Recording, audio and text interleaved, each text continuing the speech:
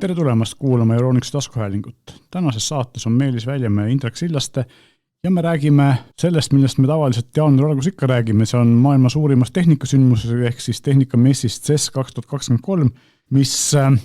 ametlikult varsti Las Vegases algab, aga praktiliselt tegelikult on juba alanud, sest et nagu tavaliselt enne selliseid suuri messe siis ajakirjalikele näidatakse tooteid ja uusi leiutisi juba varem ja nii ka seekord, et kui mess on kohe algamas, siis väga paljud pressiteated on juba välja saadetud ja väga paljudel seadmetele on juba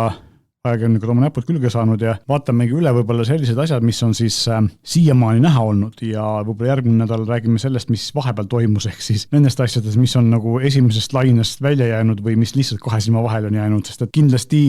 jõuavad vahepeal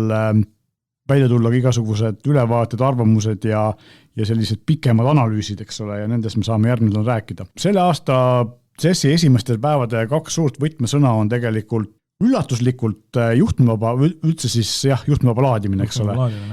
Telerid ja arvutid, mis võib-olla üllata kedagi, sest telerid ja arvutid on alati CES-i suur teema olnud. Esimene pommuudis tegelikult, mida ei osanud oodata, on see, et kuulutati välja G2 juhtmevaba laadimise standard, et kui siiamaani enamus juhtmevabasid seadmeid, mida siin me igapäevas kasutame, telefone ja kellasid ja muid selliseid asju on kasutanud siis G-standardit ja Apple on kasutanud oma uuemates telefonides, eks ole, siis sellist G-standardi edasiareng nimega MagSafe, mis hoiab magnetitega seda laadimispooli paigal, eks ole. Võtab lihtsalt kinni õige koha peale kinni, sest Apple'i omal on siis MagSafe'iga on see, et kui Apple'i telefon tegelikult toetab ju enamus seda tuntud laadimisstandardit, ka QI-d, aga siis MagSafe ise laeb Apple'i endal kiiremini, ehk siis kui ta muidu suvalist laadijat kasutab umbes 10 vatist, siis MagSafe'iga kuni 15 vatti laadijat. Nüüd ongi siis juhtunud see, et organisatsioon, kes siis seda juhtmevaba laadimisstandardit nüüd arendab, on saanud Apple'iga kokkuleppele ja Apple annab siis kasutada nüüd MagSafe'i know-how ja patendid, eks ole, et välja arvatud siis see, et väidetavalt ei tule siis uus standard päris MagSafe'iga identne, vaid need magnetite asukohad ja sellised asjad on ikkagi nagu erinevad. Ja nad ei olnud nõus või ei osanud öelda, kas see uus standard ühildub 100% ka MagSafe'iga või mitte, aga igal juhul uuemad seadmed nii Apple kui Samsungil kui ka siis teistel tootjatel peaksid tulema siis G2-ga, mis samamoodi sarnaselt MagSafe'ile kasutab siis magnetit selleks, et hoida seda pooli nagu õige koha peal paigal, eks ole. Samas võiks olla ju Apple'il ka enda ka müügihuvi, ta müüb endale seda ilusat laadijat, et ka suvalisel teisele firmale, et kui ta jääb nagu standardi väliseks, et ikkagi haaku sinna külge, siis võiks jälle see, et nagu siuke, teistest natuke nagu erinev või eraldi olev asi, aga saaks ju oma laadimistoodet ju ka müüa jälle. Ja siin ongi nüüd kaks aga on selle kõige juures, et muidu oleks ju jutt ilus, aga kaks probleemi on. Esimene probleem on see, et need magnetite asukoht ja tugevus ei ole selle standardiga paika pandud. Eks iga tootja võib teha oma moodi, mis tegelikult tähendab seda, et see ühilduvusega võib tekkida ikkagi probleeme ja teiseks, eks ole see, et need kvaliteet võib nagu kõvasti erineda, et kui sa ostad nagu tuntud tootja Apple'i või Samsungi või kellegi laadija või ostad mingisuguse täiesti tundmatu Hiina tootja laadija, siis üks võib lihtsalt küljest ära kukkuda, eks ole. Samas on see ju ka kaablilaadijatega või kaablite endaga niimoodi, et ostad küll tellid Hiinast endale hea pika 2-meetrise kaabli ja mõtled, mille pärast sul kodus midagi täis ei lae, sest kaabel on seal sees ikkagi liiga peenike. Täpselt, seda olen ka mina kogenud. Ja sama teema siis võib ka just nendele juhtmevaba laadijatega olla, et ideaalis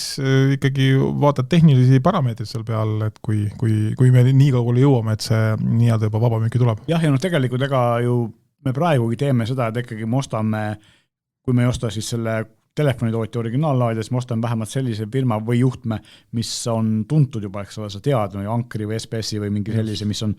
Hama, eks ole, mis on nagu tuntud suur tootja, kes on aastakümneid või aastaid vähemalt neid juhtmeid ja laadijaid teinud ja sa tead oodata, et seal on juba mingisugune kvaliteet välja kujunenud ja nad tavaliselt nagu sellist päris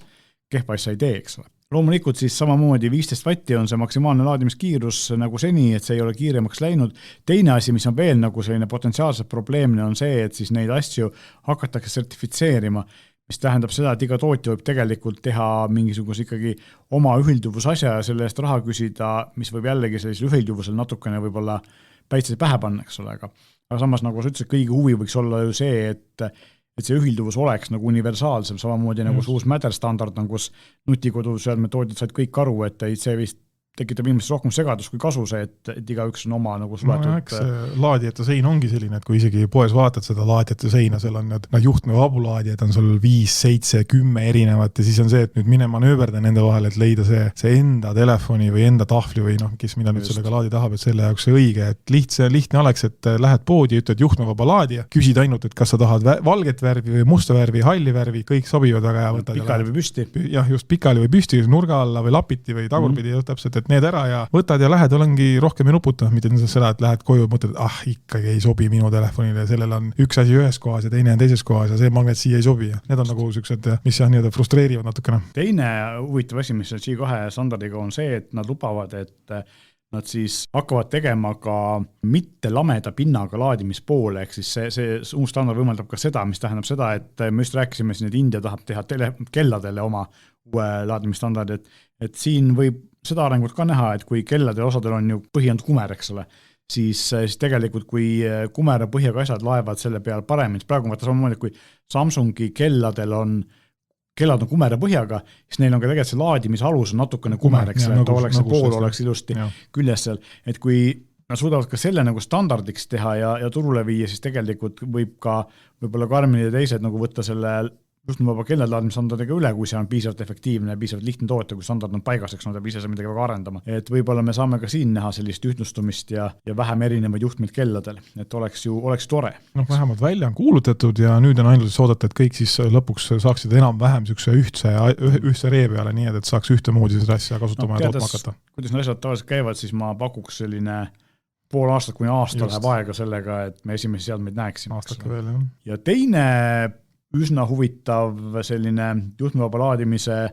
uudis on see, et G-standardi suur konkurent, teine konkureeriv firma, kes sellesse tegeleb, või siis mitte firmaga, firmade liit. Alliance ja Airfuel Alliance tegi uue standard Airfueli, mis on siin mõeldud mitte siis nii nagu kui G on selline, et sa pead ikkagi panema selle laadija ja siis laetava seadme üksteise külge või vastu. Ja siis magnetid hoiavad teda kinni, nagu selle uue standardi puhul, siis nende mõte on ikkagi see, et päriselt nagu nii-öelda kiirgusega või siis seda energiat täiesti nagu eemal seisvatele asjadele edastada, eks ole. Et see oleks nagu tegelikult väga äge, aga miks neid on üritatud teha, aga miks ta ongi seisnud, on kaks asja, et üks on see, et siis väga paljud, mitu erinevat tootjat või sellist firmat, kes üritasid seda arendada, nüüd on nad nagu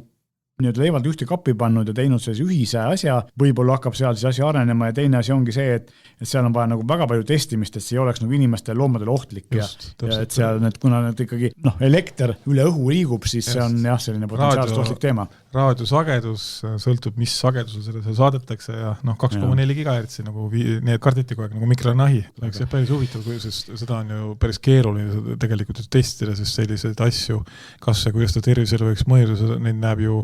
neid näeb ju mingi aja jooksul. Tegelikult eks neid on nähtud enne ka jooksul, siiamaani on ju terve hunnik inimesi, kes arvavad 5G on kahjulik, kuigi seda on väga põkkelt uuritud ja teinud kinneks, et tegelikult ei ole ja kui esimesed mobiiltelefonid tuli, siis ka ju kardeti seda, et me ei tea, mis saab ja tegelikult nüüd on mitukümmend aastat möödas ja väga põhjalik uuringuid tehtud, tuleb välja, et midagi väga ei saanud. Just. Ja telefonid on sul kogu aeg püksitaskus või kõrva ääres ja päevast päeva kaupa. Ooteasendis on tegelikult ühe nii-öelda saate vastuvõtu võimsusega, kui kõne peale tuleb, tõstab neid võimsusi hoopis teistsuguseks. Just ja tänapäeval on veel see ka, eks ole, et kuna me kasutame hästi palju andmesidet ja erinevate sageduste andmesidet, siis tegelikult see võimsus kõigub ja sagedused kõiguvad väga palju kogu aeg, eks ole, et vanasti oli see palju lihtsam, kus oli üks 900 MHz sageduse peal GSM või 450 peal MNT seade, eks ole, siis need kõnesid tegi, siis nagu polnudki väga midagi muud tarvis, aga jah, praegu on see hoopis teistmoodi, aga põnev on ikkagi, et kui me tõesti, esiteks on see, et tundub, et selle Airfueli standardiga me saame selle asja selles mõttes liikuma, et loomulikult esimeste päris seadmeteni ilmselt läheb veel omajagu aega, aga tegelikult see, et ikkagi nüüd on nagu üks selline päris standard, jah, mis selle asja ette võtab, siis jällegi, ma usun, et võib-olla järgmise aastat testime juba, võib-olla äkki sügisel lihval, me näeme mingisuguseid seadmeid, mis seda kasutavad, eks ole, et selles mõttes on ikkagi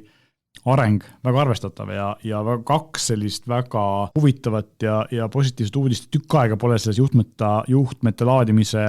maailmas midagi juhtunud, võib-olla sellest saadik, kui esiteks tuli see 15-vatine variant välja, teiseks sellest ajast, kui siis Apple tegi MagSafe'i, eks ole, sellest 3 aastat möödas, et 3 aastat pole tegelikult mitte midagi toimunud. Ja sellele Airfuelil on meil ju see, et Xiaomi'l oli ju eelmine aasta juba siis oma see Mi Air lahendus, Mi HR oli juba olemas, nii et nähes seda, kuidas Xiaomi arendab kõike, kui kiiresti ja samas kui hästi ja ilusasti seda teeb, et ma ei imesta üldse, et sealt midagi täiesti toimivad varsti. Tuleb järgmine aasta juba uus telefon välja, kuule me võime nii, et käid kõnni toas ringi ja laadi on seinas ja telefon on laetud kogu aeg. Kogu aeg on 100%. Ja teine asi, mõtlesin, vaata kui päris äge oleks üks asja vaadata, kui eriti linnas kuskil, kui suudaks jälgida või trackida kuidagi kogu seda raadioside majandust, et kui paks on õhk tegelikult raadiosidest. Kui sa vaatad siin linnas, vaatad aknast välja, siin kohe vastas maja katusel on kohe need mobiiliantenni või mastid on kohe katusel, et reaalselt siin on nii nagu üle 2 või üle 3 maja katusel on niisugused olemused, et õhk on sellest raadiosidest ikka päris paks ja mida see läbi õhu laadimine see juurde tooma hakkab, see on suhteliselt väike, mina mõtlesin näiteks sellist asja, et Lasnamäel on päris mitmeid maju, kus on pandud mobiili need saatjad, vastuvõtjad põhimõtteliselt ülemise korruse akende kõrval, eks ole, mõtlesin, et täitsa lõpp, et sealt tuleb nagu aknast sisse, et vähe pole, eks ole. Katusel või maja seinte küljel suunatud antennid niimoodi ja need on tõesti seal mingi korteri kõrval, et see on nagu päris hirmutav. Eeldan muidugi küll see antenne, tegelikult see on suundantenn, et ta nii-öelda töötab antennist eemale, et mitte antenni suunas sellise jõuga, et antenn ikkagi saadab eemale, aga hirmutav on ikka natuke eelaks lisaks. Võib-olla on selline ülemõtlemine, aga lõpuks tegelikult kindlasti on ülemõtlemine, ega nad seda ei paigutaks niimoodi, et see ei oleks nagu kindlaks tehtud, et see on ohutu, eks ole, aga jah, et inimesed ikka kardavad, eks ole. Tegelikult, kui laadimisest rääkida, siis mulle eile silma, et Tallinna linn korraldab uue elektribusside hanke. Ja seal oli nagu huvitav lahendus, kui mina olen näinud, nagu mingites riikides on see, et laetakse ka niimoodi juhtme vabalt siis põhjalt, siis need bussid, mida Tallinn tahab hankida, kõigil tootjatel on olemas lahendus, mis töötab nagu troll, et bussil on katusel sarved ja siis kui ta läheb sinna lõpppeatusesse, kus on laadimisjaamist, ta lükkab sarved üles ja laeb siis nii-öelda hästi kiiresti, kuna see võimaldab laadida 350 kilovatiga, ehk siis põhimõtteliselt sama kiiresti kui kiirem elektriauto, et ta saabki nagu seda pool tundi seistes, eks saab oma aku uuesti leis laetud. Ja mis teine huvitav asi oli veel see, et need laadijad, mis on siis nii-öelda tavalised standardlaadid, mida ka bussidel kasutusel hakatakse, et nagu 2 tüüpi laadijaga on, üks siis selline salvede kiirlaadija, teine on selline tavaline CCS on ta vist, eks, siis linn on võtnud endale kohustuse jagada neid tavalisi busside kiirlaadijaid ka siis elektriautomanikele, muidugi on raha eest, eks ole, et elektrist peab maksma, aga et ligipääs antakse nagu avalikule kasutusele ka. Mõte ongi selles oma selle välja ehitatud infrastruktuuriga pead lõpuks ka raha tegelikult võib-olla lihtsam on, kui sa sellega raha ka teenid, et saad oma seda... Seal oli tegelikult ka see, et kuna see saab mingisugust taaste või nii-öelda rohelisest fondist, eks raha natuke, siis tuleb ka nagu avalikult seda välja jagada, eks ole. Aga et huvitav, et meie lähme ka nii-öelda munitsipaaltasandil lähme järjest rohelisemaks, eks, et seda on hea teada, aga see väike kohalik uudis siia vahele. Nüüd me jõuamegi ilmselt telerite juurde. Telerites on tegelikult siin paljud tootjad ei ole veel oma asju näidanud, et me teame, et Sony selle aastal ei näita üldse telerid, vaid nad kavatsevad siis keskenduda. Sony pressikonverents on täna õhtul, nii et sellest me saame järgmine kord rääkida, mis tegelikult näitasid, aga PlayStation VR 2 on loomulikult asi, mida nad kindlasti tahavad demonstreerida seal ja väidetavalt näitavad ka uuesti oma Honda koostöös tehtud autot, eks ole, nii et need 2 asja, millele nad tahavad keskenduda, sellepärast nad seekord telerid ei näita ja Hisense ja TCL-i pressikonverentsid tulevad ka siin lähipäevil ja Hisense'il on iga aasta midagi järjest paremat, eks ole, näidata, nii et ootame ka selle ära. Jälle see Hiina jõud on taga, et on seda raha sinna arendusse panna kõvasti. Väidetavalt ongi see, et vahepeal on tulnud Hisense'il mitu väga head mudelit välja, mis on seni olnud ainult Hiina turule, mida Euroopas ja Ameerikas ei ole toodud, et võib-olla need tulevad siis siin meie kanti ka, aga LG-l ja Samsungil on küll uudiseid ja LG-l on tegelikult võib-olla suuremaid uudiseid, sest et kui eelmine aasta me rääkisime sellest, et Evo OLED paneel, uus OLED ekraan, eks ole, mis siis on tegelikult ongi Evo. Ehk siis oligi, LG näitab teda Evo nime all ja C-seeriast alates on tal siis Evo ehk Evolution, siis kõrgemate heledustega ekraanid. Nemad siis, eks ole, eelmine aasta nad ülemisest võrdes 30% suurem heledus ja sel aastal nad ütlevad kuni sõltub mudelist ja ekraan suurust kuni 70% veel suurem, ehk siis nagu see on väga hea, sest OLED-i kõige negatiivsem osa ongi see, et ta, kui on väga ere päiksevalgus, siis ta jääb natukene, eks ole, eredus jääb lahjaks, eks ole,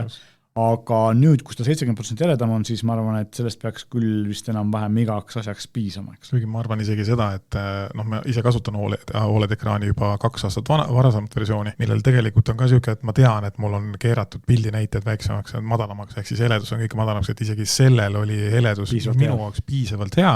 nii et ma ei kasuta see üldse maksimum. Sul ei paista suve päike otse tuppa? Ei, külje pealt paistab, küljeaken on, aga jah, ei ole ka täitsa nagu põhja pandud. Ja siis see uus 70% eredam ekraan tuleb siis selle keskmise natuke ülespooleks G-seeriale, eks ole, nagu iga aasta on see, et neil see G-seeria on selline, kuhu nad panevad oma kõige parema tehnoloogia. Tegelikult neil on olemas ka see V ja Z-seeria, V-seeria on see disaini mudelid, eks ole, aga nendel on reeglina ka samad paneelid või isegi nagu eelmise aasta paneelid võrreldes selle G-seeriaga. Ja loomulikult, nagu ikka LG, ta eeldab ka selle aastale, et siis kõige müüdum on ikkagi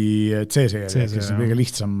või mitte kõige lihtsam, aga see kõige optimaalsem. Esimene Evo paneel, mis on siis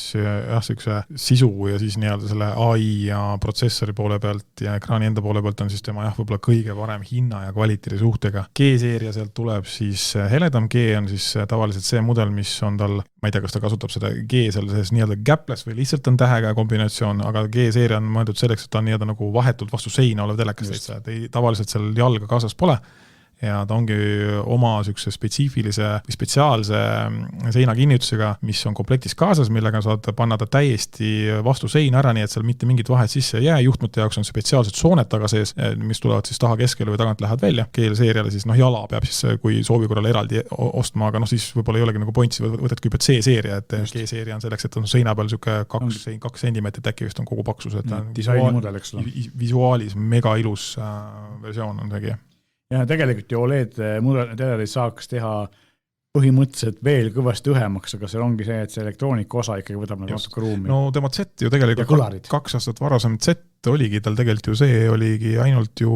magnetiga seinas. Seal olidki kõlarid, olidki nagu eraldi sükse nagu tal oli nagu soundbar kaasas, et soundbar käis alla, kogu aju oli selle sees, aga telekas ise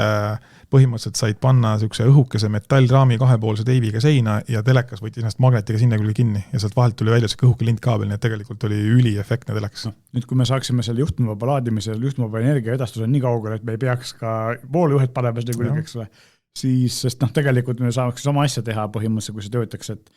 sa paned selle aju või soundbari sisse, eks ole, kogu see elektroonika ja siis ainult see pildikontroller, mis tegelikult ei võtta üldse ruumi ja juhtmevaba toide, eks ole, ja signaali edastus ja ongi kõik. Signaali me osakame praegu, kui juhtmevaba edastada toide on ainuke probleem. Sest tänapäeva telekatel on ka, ongi õhukesed heli on selline,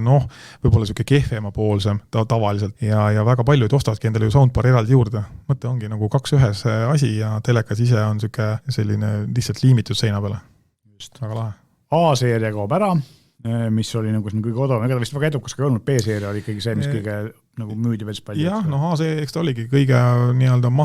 rohkem maha tõmmatud näitajatega ja ta oli ka 50-hertsise paneeliga tavaliselt, ehk siis mis võib-olla suuremal veel 55 või 65 tolli telekal, tegelikult võib-olla enam ei tohiks olla, et kui sa tahad ikka sellist ilusat sujuvat pilti saada, siis 100-hertsine võiks tänapäeva ekraan valdavalt küll olla juba. Üks asi, mis veel muutub, on siis see, et tuleb uus tarkvara VBOS 23, mis sarnaselt Samsungile on muutunud siis selliseks, et nagu me teame, siis kõik need nutitelerite softid on läinud ikkagi üsna keeruliseks, on väga palju nagu omadusi ja asju ja lisasid ja nad on üritanud nagu teha see navigeerimise mugavamaks. Tegelikult Samsung tegi eelmine aasta sama asja, et kui siin minul on veel ülemise aasta mudel ja seal oli see konto ja need asjad olid seal nii-öelda see samas ühes alumises ribas, eks on, nüüd on selle aasta mudelit anda külje peale viidud, mis tegelikult teeb seda palju mugavamaks on ja sa ei pea iga kord seda nägema. Siis LG üritab sarnast asja teha, nad üritavad teha seda, et sa saaksid oma lemmiksisule kohe ligi ja sa ei peaks nagu seal menüüs palju ringi liikuma. LG muidugi on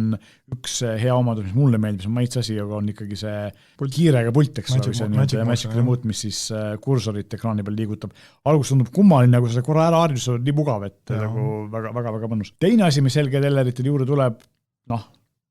tahaks öelda paratamatult, on mäderi tugi, eks ole, et siis ka LG telerid üritavad olla sinu nutikodukeskus, millega Samsung nagu väga hästi hakkama saab. Lähmegi siit sujuvalt üle Samsungi juurde, et kui LG-l on nagu enamus sellest asjast on OLED, siis Samsungil on natukene OLED uudiseid ja põhiline, mis seal on siis tegelikult see, et kui eelmine aasta tuli nad välja oma uue 6D OLED-iga, mis oli esimene Samsungi enda OLED paneel, eks on, mida nad ise tootsid, siis sel aastal nad tulevad sellest teevad sellest 77-tollise variandi, natuke teevad samamoodi paremaks eredust, väidetavalt natukene musti paremaks, sest LG olid natukene väidetavalt paremad siiamaani, aga põhirõhu nad panevad ikkagi oma neokuuleedile ja siis 8K-le ja muudele sellisele asjadele ja põhiline asi, mis seal muutub, on tegelikult see, et tehakse hästi palju sellist tarkvaralist parandust, näiteks et tavaline signaal tehakse siis automaatselt ja kunstnikult HDR-iks, eks pannakse kontrasti ja eredust juurde, pilt tehakse paremaks. Mina ootan ikkagi seda, et kuigi need pildid on läinud nagu päris heaks, mida parem signaal on, seda parem on, aga nüüd, kus me siin näeme nagu sellist tehisintellekti võidukäiku, eks ole, siis mina tahaks näha seda, et see üleskaleerimine oleks sellise tehisintellekti toega, et nad suudaksid teha selle mingisuguse VHS-i pildi ka nagu tänapäevaseks, et seal me veel päris ei ole. Et ma üks päev proovisin ühte mingit väidetavalt siis tehisintellektiga pilditöötlusäppi Play Store'ist, millel päris head hinded ja mis siis väidetavalt tegi sinu vanad pildid nagu tänapäevasemaks, eks tõi sealt välja detaili ja siis ma proovisin seda, mul oli üks vana pilt, mis oli skaneeritud paberi pealt, üks foto pealt ja tuli välja, et ta nagu midagi tegi, aga ta tegi nagu niimoodi, et ta leidis üles näod ja siis ta nagu maalis need näod üle, tegi nad nagu hästi kunstlikuks ja üleen nagu detaile ta üldse ei puudutanud. Siis ma sain aru, et just, ma saingi aru, et tegelikult me ei ole seal veel ja see hinne, mida see äpi poes sai, mina ütleks, et ta küll ei olnud seda hinnet väärt. See AI puhul reaalselt ongi, ta peab ju kuidagi saama aru, mis asi see seal peal on, et kuidas ta seda parandama hakkab, et ma arvan, see äpi poe AI tõenäoliselt, mille seda laed alla tasuta, väga keeruline selle. Kusjuures see veel oli tasuline äpp ja teda tahtis saada selles kohe raha, et tahtis nagu tal mingi 3-päevane, 7-päevane see prooviperiood, aga sa võid kohe sellega nagu liituma, siis ma liitusin ära ja nii kui ma selle ära proovisin, siis ma kohe nagu katkestasin selle tellimuse, eks ole, sest muud varianti ei olnud, aga jah, et ei olnud seda väärt. Aga tellerite juurde tagasi tulles siis tegelikult ja teine asi, mida jätkuvalt Samsung üritab teha on, või kõik nad üritavad teha, aga on 8K tellerid, mis näitavad head pilti küll, aga mille hinnad on jätkuvalt sellised, et sellise hinna ja kvaliteedi suhtest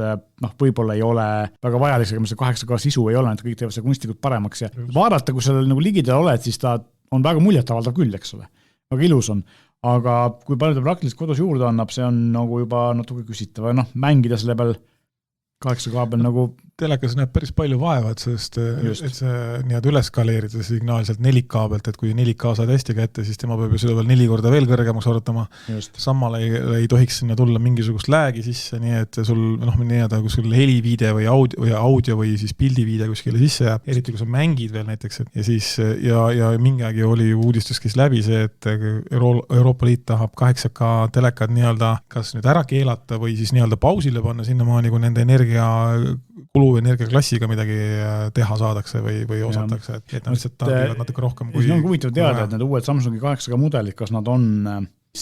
nüüd palju säästlikumad 8 kui eelmise, sest võib-olla natuke juba on, et võib-olla on selle Euroopa Liidu standarditega või mis ei ole veel tegelikult ju ametlikult vastu võetud, see on ettepanek, et äkki nad on juba ühilduvad, eks. Aga jah, et selles mõttes on see veel minna küll ja tegelikult üks asi, mida mina ootan jätkuvalt ja mis läheb iga aasta kerest lähemale nagu päriselt kohale jõudmisele, aga mida siiamaani veel ei ole, on siis, mis ei ole kättesaadav, on mikroLED-ekraan, eks meil on ka vist üks mikroLED mudel müügis, aga 150 000. Just. Eks siis. Odavam oli ka, 130 000 oli ka. Okay, ühesõnaga, et see ei ole, see maksab rohkem kui selle rahast auto ja korteri, eks ole. Ehk siis tegelikult päris realistlik, siis telerit nagu osta ei ole, eks ole. Ja jätkuvalt nagu, ja siiamaani on ka see, et see on päris keeruline, kui ta käib siis paneelidest kokku, ja see on päris keeruline kokku panna, eks ole. Ja nüüd selle aastal näitasid siis 76 tollist mikroLED CX, mis on maailma väiksem ja kõige soodsam mikroLED ekraan Samsungi väitel, aga see sood on ikkagi päris korraliku hinnaga, eks ole. Aga nad vaikselt nagu liiguvad allapoole, et see mikroLED ekraan on näidanud nüüd, see on 3. aasta, eks ole, ja nagu me näeme, siis tegelikult alguses ei olnud ju meil ka neid ja nüüd on nad meil müügil selle hinna eest, nagu nad maksavad. Aga kui nad jõuavad nagu lõpuks, ma arvan, et see võtab ikkagi veel mitu aastat, aga ühel hetkel nad nagu nii jõuavad sinna, et see ekraan maksab sama palju kui korralik OLED, eks ole, ja siis me võime rääkida sellest, et see on nagu liidab siis tavaliste LED-i ja OLED-i parimaid omaduseks, ideaalne kontrast, ideaalne eredus ja kõik muu, aga lootust on, et me seda ikkagi näeme, aga mõned aastad tõenäoliselt läheb veel aega, et see hinnaklassi jõuaks päriselt nagu sellisele inimestele ostatavale tasemele. Järgmine aasta veel tõenäoliselt mitte, jah. Aga tegelikult see tehnoloogia areneb aktiivselt, sest et Samsung on praegu ma arvan, et äkki ainus, kes nagu teeb neid nagu päris teleritena müüb neid, aga me teame seda, et microLED tehnoloogiast investeerib ka Apple väga aktiivselt ja ilmselt nad üritavad seda viia siis nii-öelda oma arvutite ja kelladesse nagu väidetavad esimesena, võib-olla mitte niivõrd telefonidesse, aga et Apple Watch väidetavad on esimene asi, mis endale microLED ekraani saab. Nii et siin jällegi samamoodi nagu Samsung versus LG ekraanidega, et LG tegi OLED-i eks suurte telerite jaoks ja Samsung tegi aastaid ainult telefonid ja väikeste ekraanide jaoks, läks seal suuremaks, LG läks vastupidi alla väiksemaks tagasi, siis siin on samamoodi, et Samsung teeb microLED-i suurtele telekatele ja Apple hakkab tegema microLED-i juba esialgu kelladele kõige väiksematele ekraanidele, eks ole, et ühtepidi ja teistpidi ja lõpuks nad jõuavad sinna keskele kokku. Kas Apple tahab minna võib-olla oma tootmise peale üle, nii nagu tal on protsessorite puhul oma enda asjadele üleminek ja nii on võimalik palju rohkem teenida, eks ole. See on üks asi. Samsung muidu tal ju see. Et see on kaks asja, üks on see, et nii on võimalik rohkem teenida, teine asi on see, et nii on tegelikult võimalik saada rohkem kontrolli, sest et siis ei pea sõltuma sellest, et mida see partner siis täpselt teeb, eks ole, kui hästi ta teeb ja sellest samuti ka oma nii-öelda ärisaladust hoida, et kui sa ikka ise midagi isegi nagu välja mõtled, selle kellelegi tootmiseks annad, siis nad saavad teada, kuidas see käib, eks. Just. Et siin on päris mitu sellist eelist, mis tegelikult Apple on, et minna nii-öelda enda tehnoloogia peale üle ja mingi hetkel ilmselt juhtub, aga ma arvan, et sinna läheb ka ikkagi aasta-paar aega. Üks asi muideks veel, mis on praegu mõttes, tegelikult pole varem selle peale paljud, kus nad võivad kasutada microLED ekraani, on need väga palju kuulujutte põhjustanud ja siiamaani mitte ametlikud olevad prillid, mis Apple'il peaksid tulema mingi hetkel, eks need liitreaalsuse prillid. Et seal on ka ju tegelikult võimalik kasutada kas OLED-i või siis võib-olla miks mitte microLED, eks ole. Et see on nagu üks võimalik asi, kuhu Apple võiks siis lähemas või kaugemas tulevikus jõuda. Teleritest meil nagu väga palju otseselt rohkem rääkida ei ole. Ilmselt meil on rohkem rääkida teleritest järgmisel nädalal,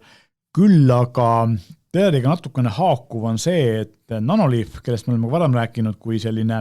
täitsa äge nutikodu valgustuse tootjaks ja meil on see kõik need seinapaneelid olemas, tõi välja väga suure hunniku erinevaid uusi asju. Põhiline neist on siis see, et neil on nüüd mädertoega asjad müügil ja lisaks siis seina peale käivatest paneelidest on olemas ka lakke käivad paneelid. Ja üks asi, mis mulle silma jäi teleritega seonduvat, on see, et nad üritavad teha sellist Philipsi Ambilighti või Hue konkurenti, aga nad teevad seda kummaliselt, et nad panevad siis teleri peale kaamera, mis jälgib, mis ekraani peal toimub ja siis teeb lambid samasuguse tooniga, eks ole. Et mis on nagu natukene, sa tahaks nagu oma silmaga näha, sest et mulle tundub, et ta võib jääda nagu semmoist jalgu, et see mingi töötlusaeg läheb, eks ole. Viide on seal sees, et seal veel sõltub sul veel kaablist, aga see mingi protsess seal sees on tõesti ju nii-öelda, mida see kaamera jälgib, ütleb, kuskil peab olema, selleks ajaks on ju efekt ekraanil juba muutunud. Et ei tea, kus või kui äge see, sinnamaani, kui pole näinud, ei tea, ei oska nagu midagi arvata, pärast on mingi üliäge ja töötabki väga-väga kiiresti, aga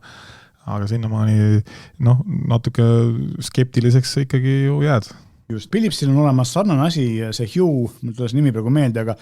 temal käib see asi niimoodi, et ta on see karp, mis ühendab HDMI-sse. HDMI-sse tuleb ju signaal sisse ja siis on tegelikult vahel, kuni see pilt jõuab ekraanil töödeldakse, samal ajal jõuab see karp töödelda seda sama signaali, eks ole, nad jõuavad korraga põhimõtteliselt, aga kaamera peab selle olemasoleva pildi võtma ja siis seda hakkama töötlema, ehk siis tegelikult see lääg või mingisugune viivitus peaks sisse jääma. Teoreetiliselt peaks olema. Ehk siis tahaks näha, kui hästi on Nanoleaf seda suudab teha, aga vähemalt on teistsugune lahendus. Ainuke probleem on selles, et kuskil pead selle kaabel riputama, eks ole, et ta võib-olla ei ole nii ilus, et selle HDMI karbi saad ära peita. Ja, sa pead kaablid vedama sinna, siis kus ta selle toite selle saab ja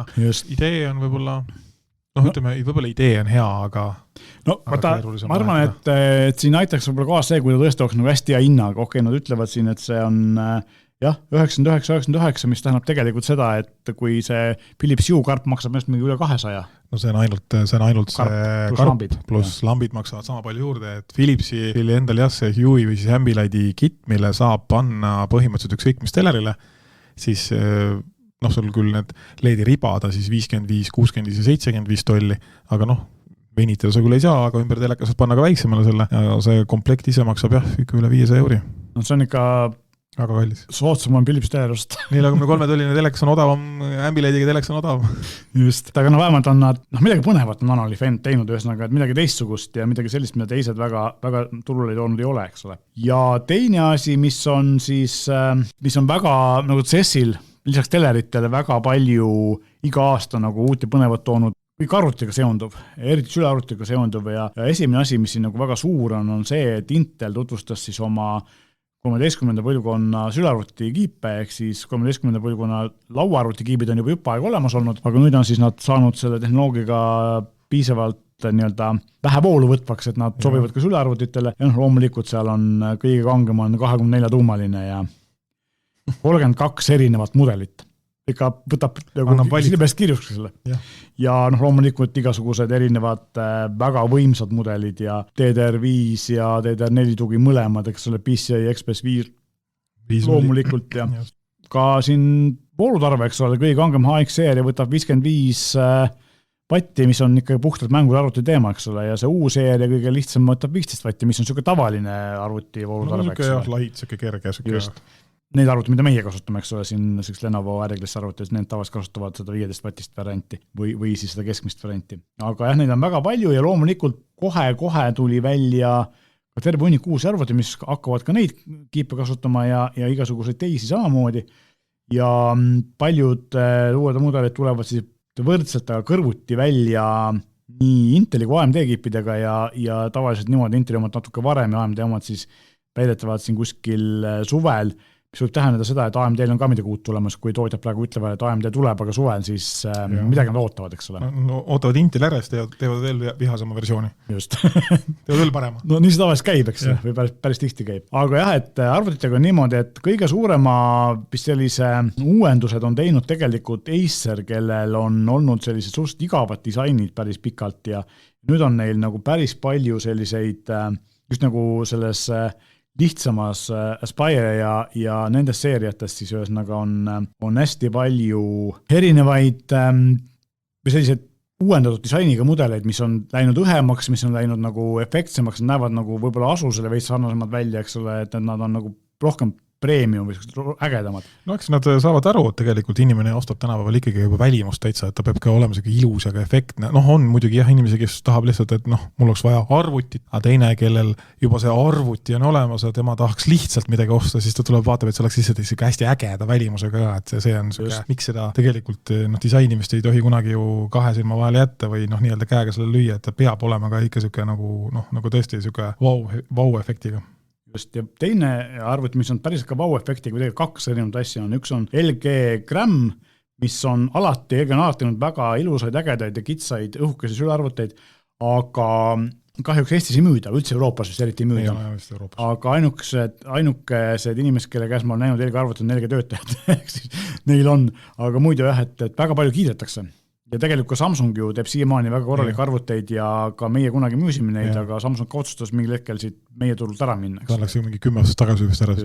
Tal olid ka tegelikult ka väga sel ajal väga disainikud ja väga õhukesed ja metallkorpuses ja tõesti nad olid ikka sellised ajas ees olevad arvutid, mis tulid teistel kõik riburadar siis pärast järgi sinna, et tal olid väga ilusad ja väga efektsed. Järgmine asi tegelikult, kui me juba efektideks ilusast asjast räägime, siis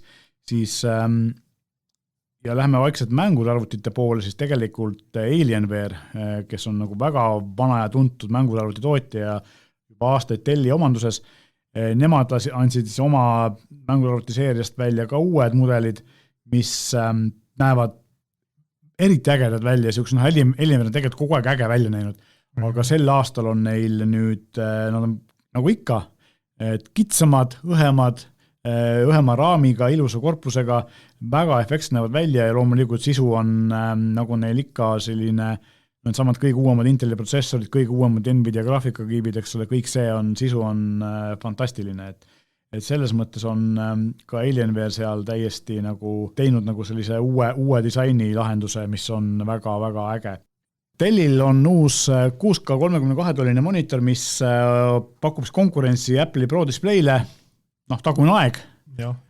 siis tegelikult LG on seal teinud üht-teist, aga Dell on ikkagi teine suur monitoritootja, kelle võiks olla. Üks asi, mis on selle aasta CES-il plahvatuslikult kasvanud, igal endast lugupidaval monitoritootjal on vähemalt üks, aga võib-olla mitu OLED monitori, et kui vanasti olid enamus monitorid ikkagi LCD-d, eks ole, siis IFA-l ma nägin Samsungi OLED monitori, mis nägi fantastiline välja, et huvitav oli vaadata, et sa läksid monitori stendi pool juba eemalt nägid, et üks on palju sadavam kui teised. Teissugune kohane peale. Just, ja see nägi kaugelt välja, et ta midagi teissugust, pilt on palju parem, eks ole, loomulikult see oli OLED. Telerite riiulis on täpselt sama, kui sa võtad võtad terve LCD telerite riiuli või sa võid ka sinna minileedi kõrvale panna ja siis paned sinna vahele, paned ühe OLED ja eemalt tulles juba näed ära, et üks telekas näebki teistsugune välja. Täpselt. Teine asi, eks ole, mis siis on Alienware'ist veel rääkida, siis esimene päriselt 500 hertsine monitor. No, kas see tegelikult vaja on, see on ometi küsimus, aga nüüd on meil 500 hertsine monitor olemas. Ehk siis, jah. Uskumatu. Keegi meist ei näe sellist suurt ärkatuskiirust, aga vähemalt on teada, et meil on 500 hertsine monitor. Ja kui me räägime sülearvutiekraanidest, siis tegelikult paljudel Aceril, vist ka Alienware'il, kui mälu mind ette ja Asusel, on mini-LED-ekraanid, ehk siis OLED-il lisaks on siis tehtud nüüd selline vahepealne aste sama nagu teleritel, eks ole, et kui OLED on kõige kallim, kõige ägedam, siis mini-LED on selle vahepeal, kus on siis nii-öelda kontrasti ja eredust parandatud, samuti ka siis seda värvide ühtlust, eks ole, või siis seda, kuna mini-LEDil on hästi palju pisikesi LED-e, mis valgustavad tagant. Aceri Predator Heliosele, mis on siiamaani ka meil üks populaarsemaid mänguarvuteid, eks ole, on nüüd 250 hertsine mini-LED-ekraan ja 100% DCI-P3 värvigamma, mis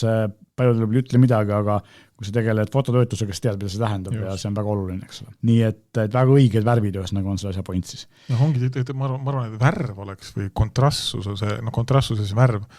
on isegi võib-olla, enamus oli ikkagi olulisemad kui need kas 500 hertsi või 300 hertsi, mida ma ei tea, kas inimesi ilme üldse suudab reaalselt vahet teha, kas on 300 hertsi, vist ei suuda, üle 200 hertsi läheb juba seal päris keerulisest või isegi ka madalam. Ma kuskilt mäletan 200 või 220 hertsi ja kuskilt mäletan 120 hertsi, et sealt edasi juba pidi minema väga-väga keeruliseks. Just. Aga kuna on inimesi, kes on väga-väga hea kõrvaga, kindlasti on inimesi, kes on väga-väga hea silmaga, nii et siinkohas selleks tõenäoliselt neid erinevaid valikuid selles ka hertsiliselt nii suures vahemikus tehakse, et kes ütleb, et tema näeb vahet, teab, et ta näeb vahet, siis tema kasutabki seda 500 hertsist monitori. Just sellised on monitorid ja arvutid uudised, kindlasti me saame neid ka siin veel lähipäevil rohkem ja järgmine nädal võib-olla jagada selliseid täpsemaid andmeid, et mis siis tegelikult juhtus selles arvutite, sest see on nii palju, need arvutite infot on CES-il tulnud nii palju ja neil vähemalt ka kahtlused tuleb kindlasti päris palju veel. Nii et saame natuke seedida, teha mingid kokkuvõtted ja siis neid nagu võib-olla veidi struktureeritumalt siin teile jagada järgmisel nädalal, aga siia lõppu paar sellist väiksemat uudist ka, üks on nagu just hästi huvitav on see, et Samsung Display siis, eks Samsungit ekraani tootmise osakond näitas painduvat ekraani mõeldud telefonidele, mis suudab korraga nii siis rullida ennast kui ka painduda, ehk siis ta on nagu selline ekraan, et sa saad teda teha, ta liigub 10,5 tollisest 4,3 kuvasuhtega ekraanis, 12,4 tollisest 16,10 kuvasuhtega, ehk siis sellisest ruudust laiaks, eks ole, põhimõtteliselt. Ja samal ajal on ta võimalik voltida, ehk siis saad ta panna, ma ütleks, on suhteliselt ideaalne tahvliekraan, et kui sul praegu on nagu näiteks Galaxy Foldil telefonidel on minu arust kogu aeg on see probleem, et kui palju ta maksab, siis ta on kokku pandud, on okei, suur telefon, kui sa ta lahti teed, siis see ekraan, mis sees on, ei ole nagu piisavalt suur, et ei ole nagu piisavalt tahvlilik, et ta võiks veel suurem olla. Aga selle ekraaniga tegelikult saaks teha ta veel suuremaks. Kuna ta on nii prototüüp, siis ma olen päris kindel, et sel aastal me seda kindlasti veel telefonis ei näe, aga äkki järgmine aasta või ülejärgmine aasta me juba näeme ja ka LG Display üritab sarnast asju teha, Hiina tootja Poe, miks teeb näiteks Huawei ekraane, üritab sarnast asju teha, nii et see painduvate ekraanide maailm on tegelikult nagu väga-väga äge ja täitsa huvitav on näha, mis siis nagu veel sel aastal selles maailmas tuleb, sest Samsungil kindlasti sügisel tuleb midagi uut ja kindlasti tuleb siin ka konkurentidel igasuguseid volitavaid asju, nii et põnev aasta saab ka selle koha pealt olema. Ja saate lõpuks üks mitte CES-iga seotud uudis ja tegelikult leke, et Pixel 7a, mis Pixel A-seeria on siis Google'i Pixel-seeria telefonidest kõige soodsam ja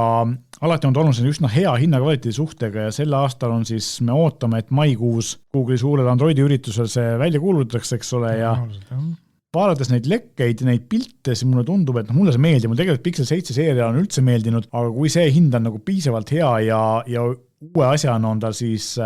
kui siiamaani Google'i odavad telefonid on kõik olnud 60-hertsise ekraaniga, aga samas konkurentid, eriti Samsungil ja Hiina tootjatel on ju samas seerias 120, ja 90 tegelikult siin nagu enam-vähem piisab ja kui see nagu tuleb, ainuke probleem on või potentsiaalne probleem on siin see, et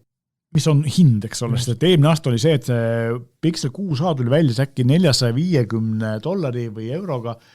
Uus tuleb kallim. ja samal ajal oli see, et tavaline Pixel 7, mis oli tegelikult siis 90 Hz ekraan ikka siis versus 60-sel see ajal, 60, siis tegelikult Pixel 7 tavaline oli 599 ja selleks ajaks oli sooduspakkumised 500 peaks vahel ainult 50 ja sellisel juhul ei tasunud seda enam osta, vaid tasus osta see kallim, veits vanem on kallim variant, eks ole. Küsimus on, et mis hinnaga tuleb, et kui ta jääks sinna 400 euro kanti, siis tegelikult oleks päris hea telefon. Muidugi Eesti turul on see, et esiteks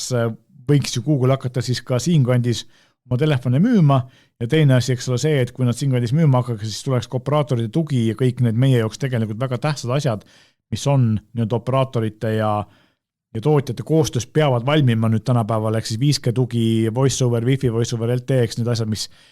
vajavad nagu spetsiaalset tarkvara tuge, et need ka Eestisse tuleksid, enne seda pole nagu väga Pixel telefoni siin reaalne mõistlik kasutada, eks ole. Eks me näe, aga enne seda, kui see telefon tuleb, me kindlasti saame näha siin uusi Samsungi telefone, ilmselt uusi Xiaomi ja teist tootjate telefone, kuna Samsungil on tõenäoliselt tulemas nagu tavaliselt siin jaanuari lõpus, veebruari alguses uus ja kuskil ma olen näinud, kas 1. või 2. veebruar ma olen seda mingisugust, mingid nii-öelda need, kes need liike teevad, et kuskil ma nägin, mõtlen mingi paar päeva tagasi kuskil lugesin alles, et kuskil 1. või 2. veebruar, aga ma nüüd kuupäev või seda, mis me nädalapäevadest, kas see võib ka klappida või mitte. Igal juhul sinna kanti ta jääb ja teine asi, mis on tavaliselt veebruari lõpus, seal meie iseseisvuspäeva paiku on Barcelonas siis Mobile World Congress ehk suur mobiilide ja muudele kantavate seadmetele pühendatud mess, mis tegelikult, mille käigus tuleb ka tegelikult tavaliselt hästi palju telefoniuudiseid, eks ole. Nii et siin lähima kuu-paari jooksul on suuri telefoniuudiseid oodata, eks me neist räägime ka kindlasti teile lähemalt. See oli selline kiire põgus ülevaade sellest, mida CES-il seni räägitud on ja järgmisel nädalal me kindlasti võtame kokku selle nagu selliselt suuremalt ja võib-olla veitsi analüütiliselt, mida seal tegelikult veel näidati, mida seal üldse näidati, et praegu on ikkagi natukene selline väga varajane algus ja päris palju on sellised infokilde, mis ei ole nagu üheks tervikuks veel saanud. Aga siin kohal me tõmbamegi saate kokku ja soovime teile head nädala jätku ning kuulake meid järgmine nädal uuesti, sest et siis me räägime CES-ist põhjalikumalt ja detailsemalt ja täpsemalt ja kindlasti tutvustame ka mõningaid uusi tooteid. Ma võin teisele öelda, et meil on siin uued JBL-i hoopis teistsugused kõrvaklapid, millest me kindlasti räägime. Toodi värskelt uksest sisse. Värskelt toodi uksest sisse, nii et me pole ise veel jõudnud isegi ei vaadata ega kuulata, aga me teeme seda. Kõik 3 karpi toodi sisse. Just. Et kõik 3 tegelikult 4 karpi, üks neist on väga uus, teised ei ole nii uued, aga me proovime neid ja kindlasti tutvustame, räägime ja kirjutame neist lähemalt. Aga seni kuulamiseni ja meie täname kuulamast. Kena päeva.